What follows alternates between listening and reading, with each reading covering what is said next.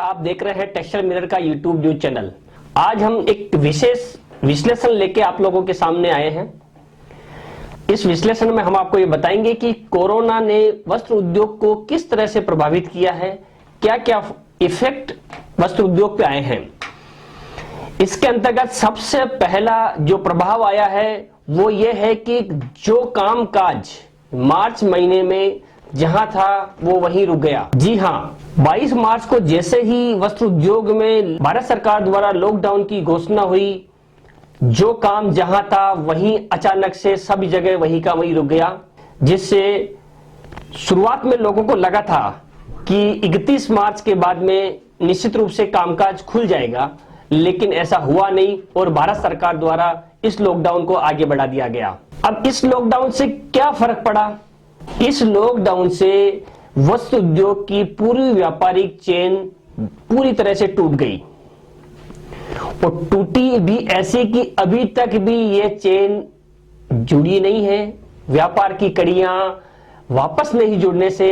व्यापार धीरे धीरे प्रभावित होने लगा है। व्यापारी हतोत्साहित होने लगे हैं और उनके सामने ये समस्या आने लगी कि आखिर ये चेन कब जुड़ेगी। तीसरा सबसे बड़ा फर्क पड़ा है, उत्पादन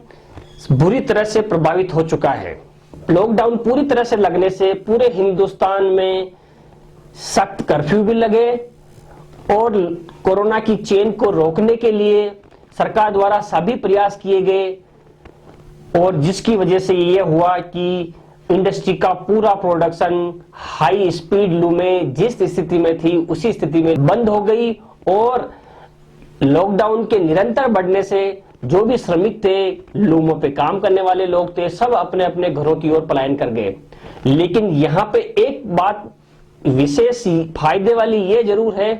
कि जो कपड़ा उद्योग ओवर प्रोडक्शन की समस्या से ग्रसित था, जिसमें उद्योग में बोला जा रहा था कि कपड़ा उद्योग में ओवर प्रोडक्शन की समस्या है, ओवर प्रोडक्शन की समस्या है, तो ये बात जरूर है कि जो प्रोडक्शन अति प्रोडक्शन कपड़ा उद्योग में था, कोरोना के कारण जब ये खुलता है या जैसे जैसे धीरे धीरे बाजार खुल रहा है तो ये पाइपलाइन खाली की जाती है और निर्माताओं का भी इस ओर से फोकस होना चाहिए कि वो इस पाइपलाइन को पूरी तरह से खाली करें और जब कोरोना मार्केट पूरी तरह से नॉर्मल होने लगे तो नए प्रोडक्शन पे, नए इनोवेशन पे ध्यान दें, तो निश्चित रूप से आने वाले दिन बहुत अच्छे हो सकते हैं। चौथा सबसे बड़ा जो फर्क इंडस्ट्री पे पड़ा, क्योंकि मार्च के बाद जून, जुलाई और अगस्त 3 महीने ऐसे होते हैं कपड़ा बाजार में, कपड़ा इंडस्ट्री में 3 महीने बारिश के होने के कारण सभी निर्माताओं द्वारा सेल्स कॉन्फ्रेंस आयोजित की जाती है। तो लॉकडाउन लगने से कोरोना के कारण सभी निर्माताओं द्वारा आयोजित की जाने वाली कॉन्फ्रेंसेस पूरी तरह से निरस्त हो गई, जिसकी वजह से जिसका सबसे बड़ा नुकसान ये हुआ कि फैंसी कपड़ा जो कॉन्फ्रेंसों के माध्यम से बिकता है वो पूरी तरह से डंप होकर निर्माताओं के गोडाउन की शोभा बन के रह गया। इसके बाद पांचवा सबसे बड़ा फर्क पड़ा कि शादी मार्च से लेकर मार्च, अप्रैल, मई और जून तक शादियां जबरदस्त मुहूर्त थे, काफी अच्छी मात्रा में शादियां थी, लेकिन लॉकडाउन के निरंतर बढ़ने से शादियों के जो भी सीजन थे, शादियां जो भी थी, सारी की सारी निरस्त हो गई और निरस्त होने से ये हुआ कि जो फैंसी कपड़ा, फीस पैकिंग आइटम, जो भी कपड़ा बाजार में इस समय बिकने के लिए तैयार था, वो सारा का सारा दुकानों की शोभा बन के रह गया। उसके बाद मार्च से ही आप और हम जानते हैं कि यूनिफॉर्म का कारोबार भी इस लॉकडाउन से पूरी तरह चौपट हो गया। मार्च महीने से ही यूनिफॉर्म, देश भर में यूनिफॉर्म का सीजन बहुत ही अच्छा चलता है और इस दौरान यूनिफॉर्म के सभी निर्माता अच्छी तैयारियों के साथ डिस्पैचिंग करने की ओर अग्रसर होते हैं, लेकिन ऐन वक्त पर जब लोगों की तैयारियां थी, डिस्पैचिंग होने वाली थी, प्रोग्राम आने वाले थे, बुकिंग जोरदार उफान पे थी, तो ऐसे में अचानक से लॉकडाउन लगने से यूनिफॉर्म का कारोबार पूरी तरह से चौपट हो गया। लेकिन फिर भी निर्माताओं ने उम्मीद नहीं छोड़ी और शुरू के 1-2 महीने में लॉकडाउन लगने के बाद भी उन्हें उम्मीद थी कि मई माह में निश्चित रूप से बाजार खुलेगा और इसके बाद यूनिफॉर्म का सीजन अपने नुकसान की भरपाई कर लेगा, लेकिन ऐसा हो नहीं पाया और बदस्तूर अभी भी स्कूलें नहीं खुली है, जिसकी वजह से इस वर्ष का पूरा यूनिफॉर्म सीजन चौपट हो चुका है। उसके बाद छठा सबसे बड़ा नुकसान हुआ है, पेमेंट की जो कड़ी थी उसका हाल तो आप पूछिए मत। पेमेंट की कड़ी पूरी तरह से टूट गई। जो पेमेंट रोटेशन में आने वाले थे मार्च महीनों में अधिकांशतः निर्माताओं के, एजेंटों के, सभी लोगों के इस तरह सब हिसाब हुआ करते हैं, वो हिसाब नहीं होने से पेमेंट की क्राइसिस बाजार में धीरे धीरे बढ़ती गई। और सबसे बड़ी बात, जो निर्माता या जो व्यापारी हमेशा पेमेंट नहीं देने का बहाना बना रहे थे, उनको तो मानो कोरोना से संजीवनी मिल गई हो। जो कि पहले भी कोरोना से पूर्व भी पेमेंट देने में हमेशा कुछ न कुछ आनाकानी करते रहते थे और निर्माताओं को टरकाते रहते थे, उन्होंने इस कोरोना का भरपूर फायदा उठाया और सबको कोरोना के दौरान कामकाज नहीं चलने का इसका बहाना बना, जिसकी वजह से पेमेंट की जो पूरी चेन थी वो टूट गई। लेकिन यहाँ विशेष बात यह भी है कि जो अच्छी ग्रेड के व्यापारी और अच्छी ग्रेड के निर्माता थे, उन्होंने बाजार को पुनः रोटेशन में लाने के लिए, पुनः अपनी अवस्था में लाने के लिए कुछ समय बाद जब बाजार धीरे धीरे खुलने लगा, जून माह में खुलने लगा, तो इन लोगों ने